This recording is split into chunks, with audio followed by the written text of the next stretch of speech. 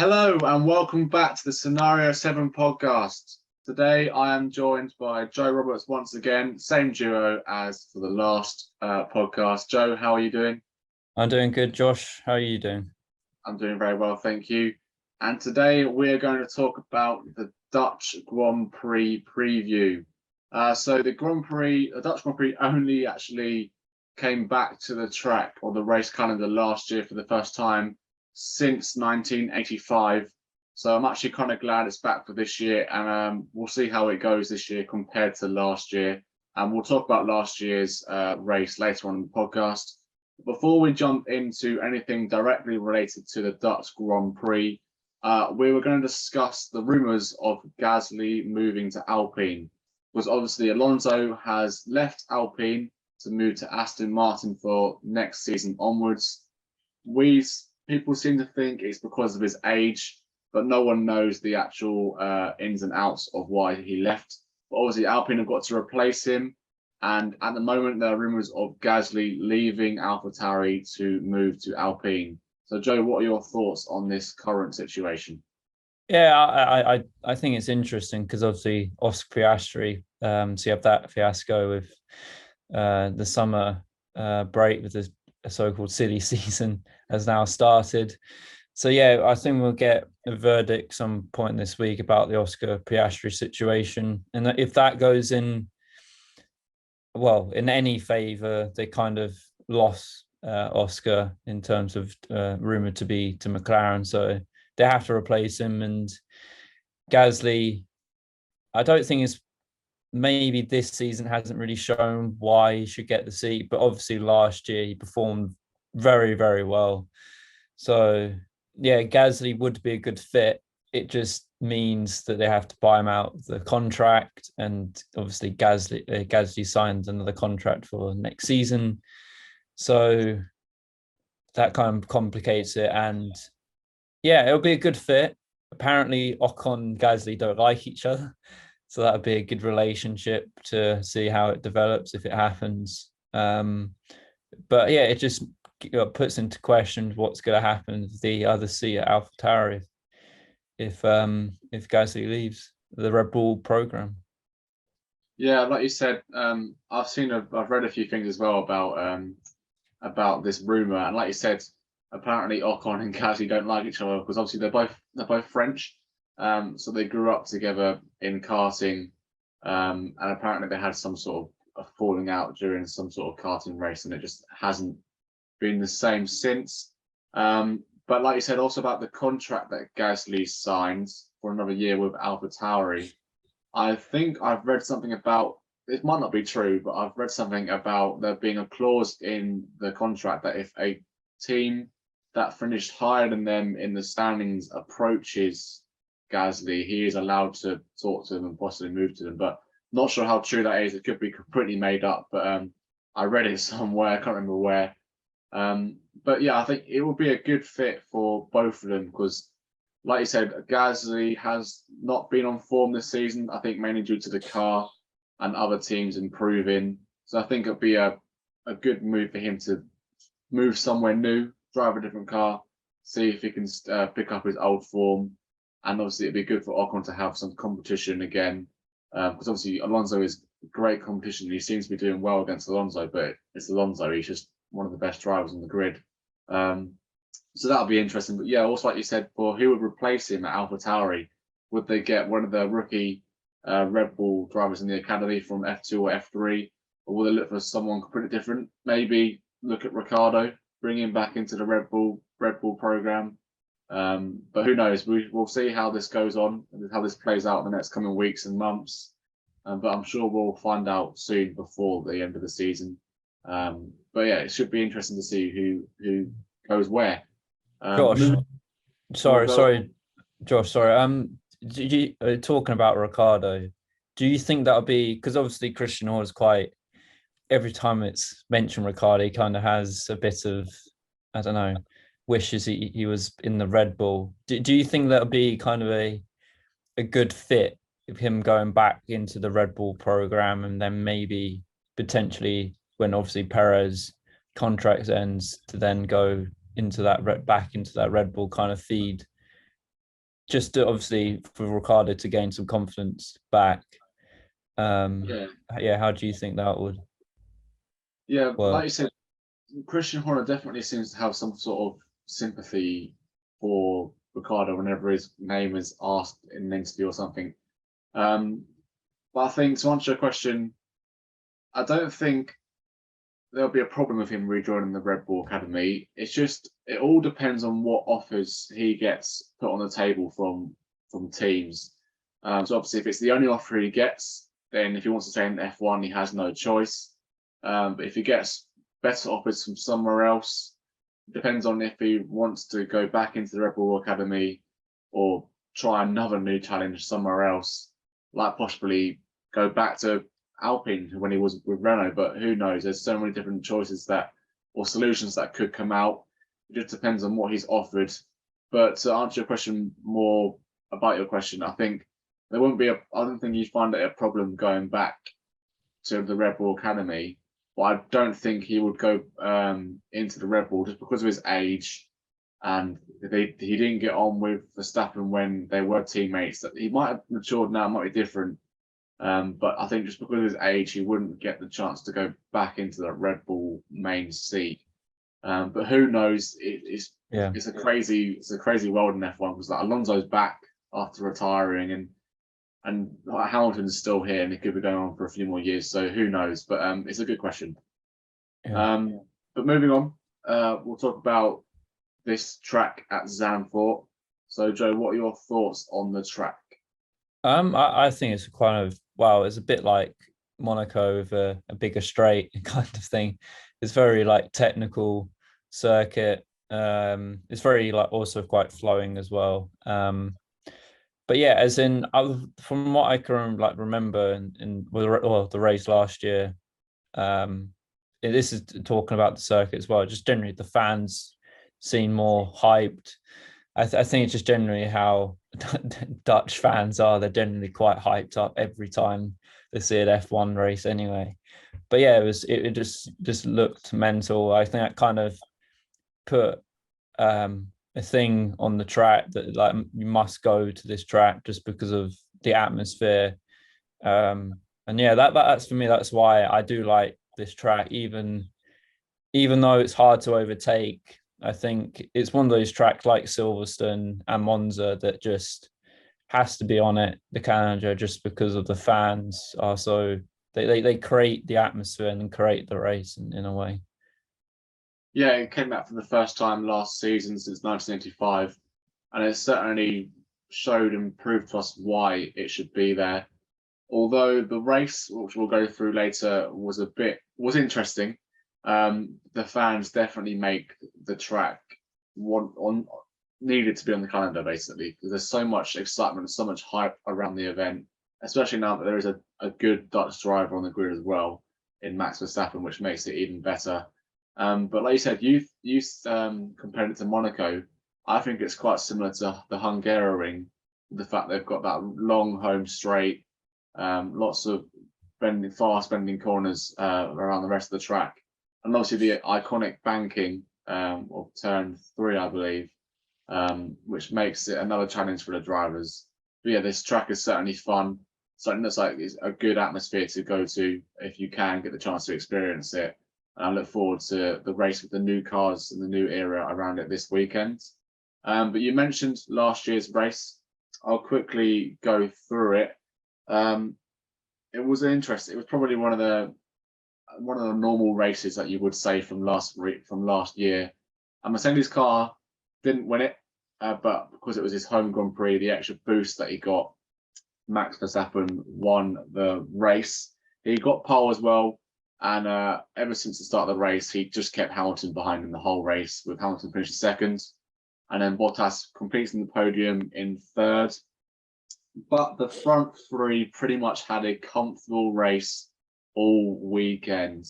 They were the only 3 cars to not get lapped from the entire race, which just says a lot about the track and about the performance of the rest of those cars, which was interesting.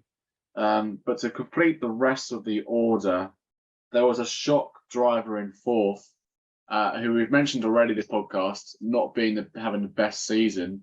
But last year at this race, Gasly finished P4, a whole 56 seconds. Actually, no, it would have been a lap. Bottas was 56 seconds behind Hamilton, which says the difference between the top two in that race. But obviously, he was a whole lap behind Bottas. And then the rest of the top 10 was Leclerc, Alonso, Sainz, Perez, Ocon, and Norris. And there were only 4 DNFs in this race, actually, with Russell, Schumacher, Tsunoda, and Mazepin being the DNFs from that race. We're not going to talk about Mazepin, we'll forget about that. Yeah. But Joe, what were your thoughts on last year's race, if you remember it at all? Yeah, I can't remember that. I just remember Max and Lewis being in a different league, and just Max just winning on top, just because of, as you said, the extra fans made him just go faster. But it's I'm one from what I can remember from the race. It was just utter ridiculous speed from Max and Lewis, and then Bottas just being a bit slow in the Mercedes, and then the rest of the field just getting holed up by I don't know. I think they just got holed up by somebody, and then just that basically caused the effect of them being lapped. I think it just made it, the only part of the race made it exciting is just if Lewis can get in with the battle of trying to pass Max when the lap cars. But yeah, it does beg the question about the circuit. Would you gonna have in a scenario where, for example, like Albon can literally just do straights and just hold people up? So be an interesting one if you see the same drastic amount of people being lapped. But from last year's race, again, as I said earlier, the fans made the race, and as they were just mental. But again, another dominant performance by Max in that race. I'm sure the amount of orange fog that was going on throughout the race as well didn't help some of the drivers. But let's see if that continues this weekend, or if they'll somehow cramp down on the amount of orange flares that were going on throughout last year's race. But yeah, that's us talking about last year's race. We'll now move on to our predictions. We'll leave our podium predictions till last, but we'll go through our other 5 usual predictions, which are when we think the first accident and lap's going to happen, the first safety car / virtual safety car / red flag and the lap it will happen, the first pit stop and the lap it will happen, the first blue flag and the lap it will happen, and who will get the most overtakes, and obviously how many overtakes they make. So Joe, before I tell them my predictions, what are your predictions for the weekend? So lap, for the first instant, I've gone Ocon, lap 1. No reason, just because I've got a feeling that there'll be some carnage in the midfield, and he's generally around 8th to 12th. Tsunoda, lap 1, just because for the red flag and safety car, virtual safety car, just because Tsunoda can be a bit pushy, a bit aggressive. Then to pit first, I put Vettel on lap 7, just because he might get damaged and then has to pit. Probably should have put an earlier lap, but I decided not to.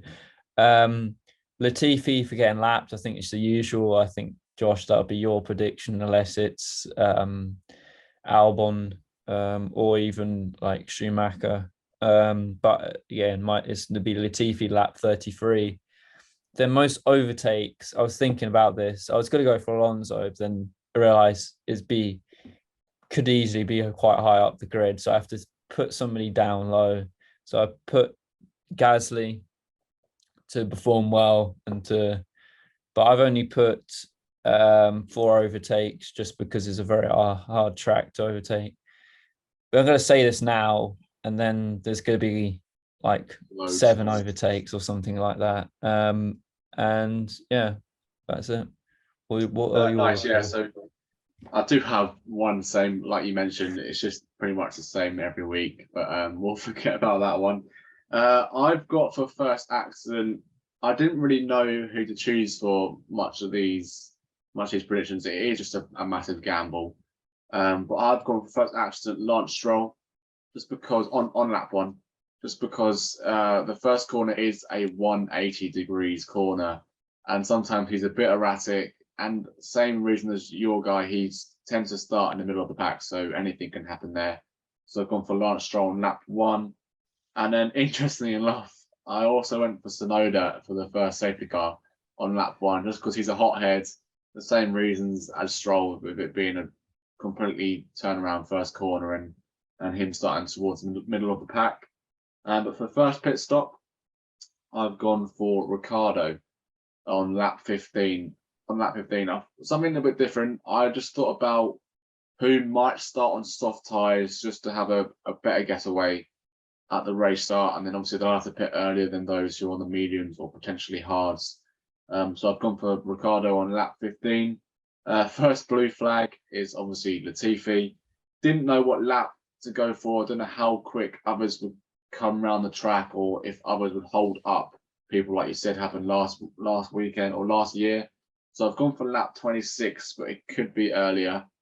But it is actually a 77 lap race, I think you said. So there are plenty of laps to go through. And then most overtakes, I kind of similar. I've gone with the other Alpine driver of Ocon, because you mentioned Alonso, but I've gone with Ocon. This weekend did persuade me to choose him as well, with his double overtakes twice in Spa. I feel like he does have good qualifying, but doesn't have the best starts, and is there's patient at Alpine, so I think he'll get a few overtakes. And I've gone with 5, so one above yours. So that's my predictions for those 5 different scenarios. Joe, what is your predictions for the podium for this weekend? Yeah, as in it goes back into the theme of max domination. So I'm just going to go for the top. So Max P1, because he seems unstoppable at the moment. Ferrari making too many mistakes, and he's kind of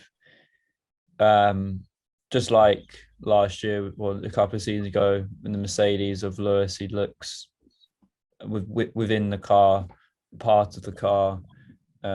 So with the car, I think that's how you say it. So yeah, I think Max is going to absolutely dominate. I don't know how many cars he's going to lap, but yeah. Then P2, I think Leclerc's going to try and get redemptions. I probably should have gone for Sainz, but I'm going to go for Leclerc just because hopefully he doesn't make too many mistakes, or Ferrari make too many strategy errors and get so Ferrari can get in the podium. So I got Leclerc P2. P3, I've got Perez just because I don't really know why. I could have chosen Sainz, but Perez, he's got a quick Red Bull, not really perform from how he should do, but he's got again a quick Red Bull. So I've gone Perez,